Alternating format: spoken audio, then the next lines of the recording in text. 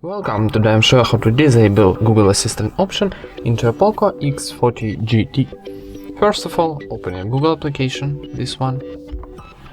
Then in the bottom right corner we got 3 dots or more option. If you don't have this button here, press to your Google account icon in the top right corner and here go into settings. Now I am going to more option and go into settings. Here choose Google Assistant and now scroll down and find general option. And here tap on the switcher to turn off your Google Assistant. Tap and confirm operation by tapping turn off one more time. And that's it. Thank you for watching, leave thumbs ups and subscribe to our channel.